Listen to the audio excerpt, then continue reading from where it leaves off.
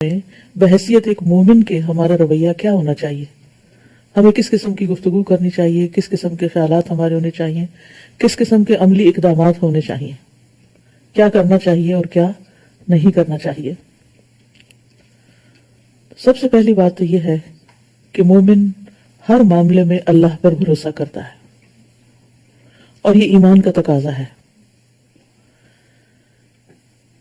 یہ زندگی ایک امتحان ہے اور ہر روز ایک نیا امتحان ہوتا ہے، اور مومن بزدل نہیں ہوتا، مومن بہادر ہوتا ہے، کیونکہ اس کو پتا ہے کہ اس کے ساتھ اللہ ہے۔ لا تحزن ان اللہ معنا، غم نہ کرو، بے شک اللہ ہمارے ساتھ ہے۔ تو ہر معاملے میں، چاہے وہ کرونا ہو یا اس کے علاوہ زندگی میں چلنے والی کوئی اور مشکل ہو، آنے والی کوئی پریشانی ہو، ان سب معاملات میں انسان کو اللہ پر بھروسہ کرنا چاہیے اور یہ سوچنا چاہیے کہ سارے معاملات اللہ کے ہاتھ میں ہیں، تکلیف اسی کے اذن سے آتی ہے اور دور بھی وہی کرتا ہے۔ تو اگر وہ ہمیں پروٹیکٹ کر رہا ہے تو چاہے ساری طرف پھیل جائے، ہمیں نہیں پہنچے گی۔ تو اصل پروٹیکشن اللہ کی پروٹیکشن ہے۔ اور اسی طرح اگر کسی کو تقدیر کے لکھے کی وجہ سے تکلیف آ گئی تو اس کو دور بھی وہی کرے گا۔ تو تکلیف کے دور کرنے میں بھی اسی کی طرف رجوع کرنا ہے، نہ صرف یہ کہ اس بیماری میں، بلکہ زندگی میں کوئی بھی تکلیف ہو، کوئی بھی پریشانی ہو، کوئی بھی مسئلہ چل رہا ہو، ہم کیا کرتے ہیں؟ لوگوں کی طرف دیکھتے ہیں، کون کیا کہہ رہا ہے۔ اور جس طرح آج کل آپ دیکھ رہے ہیں کہ ہر شخص باندھ باندھ کی بولیاں بول رہا ہے، جو دل میں آئے کہہ رہا ہے، طرح طرح کے نسخے بتائے جا رہے ہیں، طرح طرح کی افواہیں پھیلائی جا رہی ہیں، خوف پھیلایا جا رہا ہے۔ یہ مومن کا رویہ نہیں ہو سکتا۔ مومن بغیر تحقیق کی بات نہیں کرتا، مومن بے سوچے سمجھے باتیں نہیں کرتا، مومن ہر سنی سنائی بات پہ یقین نہیں کرتا، کیونکہ کسی شخص کے جھوٹا ہونے کے لیے اتنا ہی کافی ہے کہ وہ ہر سنی سنائی بات کو آگے کر دے، اور بالکل بے بنیاد باتیں جن کے بارے میں کوئی فیکٹ حقیقت میں پتہ ہی نہیں، صرف اسپیکولیشنز، صرف ازمپشنز، صرف سنی سنائی باتیں۔ تو ایسے میں اس سارے پروپیگنڈے سے متاثر ہونے کی بجائے انسان کو یہ سوچنا چاہیے کہ اگر کوئی تکلیف لکھی ہے تو وہ آ کے رہے گی۔ اس سے پہلے کہ وہ آئے، مجھے دعائیں کرنی چاہیے کہ اللہ تعالیٰ مجھے اس سے بچا لے، اور اللہ نے دعائیں سن لی تو بچانا بھی اس کے ہاتھ میں، تکلیف دور کرنا بھی اس کے ہاتھ میں۔ انسان حفاظتی تدابیر بھی اختیار کرے اور علاج معالجہ بھی کرے۔ علاج معالجہ کرنا چاہے وہ توکل کے منافی نہیں، تو بیماری سے بچنے کے لیے جو حفاظتی تدابیر ہیں اس میں کیا ہے کہ ایسی چیزوں کا استعمال کریں جو آپ کی امیونٹی بڑھائیں، کیونکہ وائرسز تو ہر وقت فضا میں ہوتے ہی ہیں، لیکن وہ کس کو اٹیک کرتے ہیں؟ جس کے اندر مدافعاتی نظام جو ہے وہ کام نہیں کرتا یا کم ہوتا ہے، تو اسے ہر طرح کے جراثیم افیکٹ کر جاتے ہیں۔ اور اس میں آپ دیکھیے کہ نبی صلی اللہ علیہ وسلم نے مثال کے طور پر آپ نے فرمایا، بالائی علاقے کی اجوا کھجور کا نہار منہ استعمال کرنا ہر قسم کے جادو اور زہر سے شفا ہے، یعنی جو یہ کھجور کھاتا رہے گا اس کو بیماریاں اٹیک نہیں کریں گی، زہر بھی کھا لے تو اس کے اوپر اس کا برا اثر نہیں ہوگا۔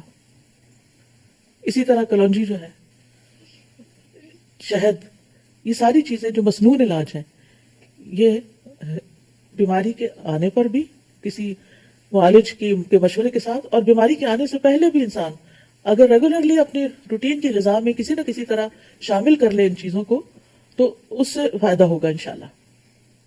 پھر کسی بھی طرح کی وائرس کے اٹیک سے، چاہے کرونا ہو یا کوئی اور ہو، ہم اس سے تو ڈرے بیٹھے ہیں، لیکن اس کے علاوہ کوئی اور بھی تیار ہوں گے اٹیک کرنے کو، تو اس کے لیے صبح شام کی دعائیں اور اذکار، ان کی پابندی کریں۔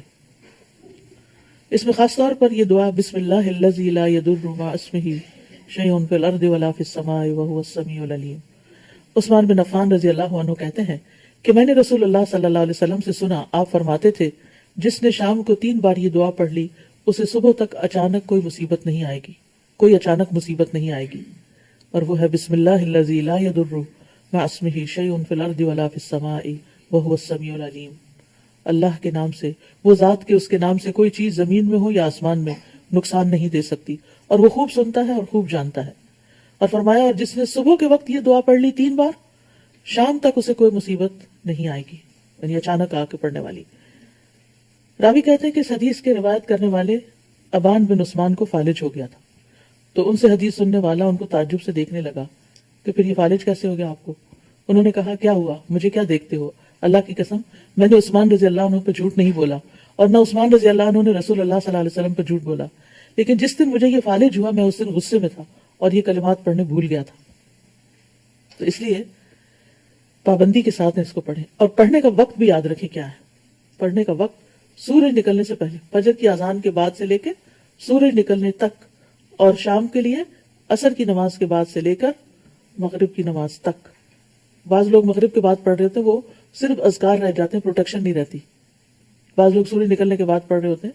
تو یہ جو اتنے دنوں سے آپ کو یہ دعا کہلوائی جا رہی ہے، اس کو امید ہے کہ آپ نے زبانی بھی یاد کر لیا ہوگا، کیونکہ جب زبانی یاد کیا ہوتا ہے تو آپ چاہے کچن میں کھڑے ہیں، کہیں واک کر رہے ہیں، کچھ کر رہے ہیں، ساتھ ساتھ بھی اپنے اذکار کر سکتے ہیں۔ پھر اسی طرح عافیت کی دعا، ابن عمر کہتے ہیں کہ رسول اللہ صلی اللہ علیہ وسلم جب صبح اور شام کرتے تو ان دعاؤں کا پڑھنا نہیں چھوڑتے تھے، آپ نے کبھی چھوڑی نہیں تھی۔ اللہم انی اسألک العافیۃ فی الدنیا والآخرہ، اللہم انی اسألک العفو والعافیۃ فی دینی و دنیای و اہلی و مالی، اللہم استر عوراتی و آمن روعاتی، اللہم احفظنی من بین یدی و من خلفی و عن یمینی و عن شمالی و من فوقی و اعوذ بعظمتک ان اغتال من تحتی۔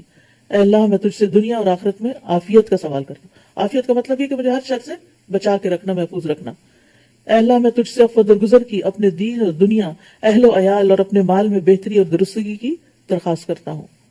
اے اللہ میری ستر پوشی فرما اور مجھے خوف اور خطرات سے محفوظ رکھ۔ کتنی خوبصورت دعا ہے۔ اے اللہ تو میری حفاظت فرما، میرے آگے سے، میرے پیچھے سے، میرے دائیں سے، میرے بائیں سے، میرے اوپر سے، اور میں تیری عظمت کی پناہ لیتا ہوں اس بات سے کہ میں اچانک اپنے نیچے سے پکڑ لیا جاؤں۔